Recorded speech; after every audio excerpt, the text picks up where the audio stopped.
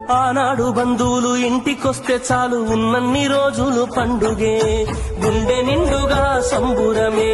ఆరు బయట నులక మంచంపై పడుకొని కబురులెన్నో చెప్పుకుంటుంటే మనసు నిండుగా సంతోషమే.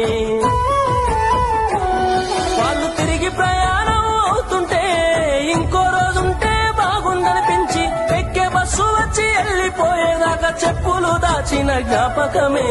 బరువైన గుండెతో బాధపడేది కన్నీళ్లతోనే సాగనంపేది, బరువైన గుండెతో బాధపడేది కన్నీళ్లతోనే సాగనంపేది. ఆనాటి ప్రేమలు ఏమాయరో, బంధాలు బంధుత్వమెటువాయరా.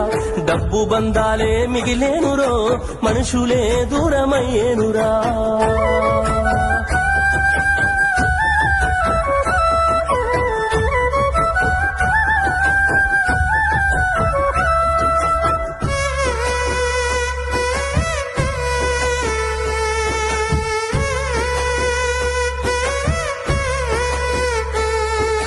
రాను రాను మనిషి కొత్తదనము కోరి స్వార్థముతోనే బతుకుతుండే, విలువలన్నీ నేడు మరిచిపోయే. అయిన వాళ్లతో అనుబంధమంటే మొక్కుబడులుగా మారిపోయే, రక్త సంబంధాల ఉనికి మంట గలిసే.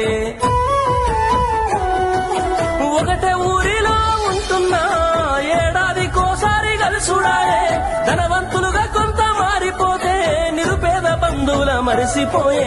డబ్బున్న వాళ్లకు ఒక తీరు మర్యాద, నిరుపేద బంధువులకింకొక మర్యాద. డబ్బున్న వాళ్లకు ఒక తీరు మర్యాద, నిరుపేద బంధువులకింకొక మర్యాద. ఆనాటి ప్రేమలు ఏమాయరో, బంధాలు బంధుత్వమెటువాయరా. ఆనాటి ప్రేమలు ఏమాయరో, బంధాలు బంధుత్వమెటువాయరా.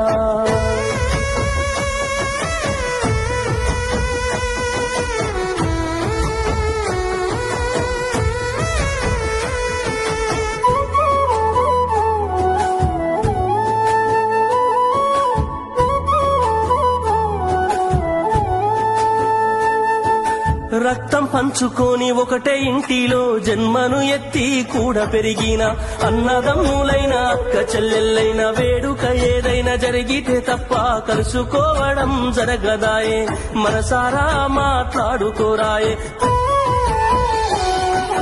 భోజనాలకు గంట ముందు వచ్చి పని ఏదో ఉందన్న సాకుతోటి మొక్కుబడిగా భోజనం అయిన వెంటనే ఉంటామంటూ వెళ్లిపోవుడాయే.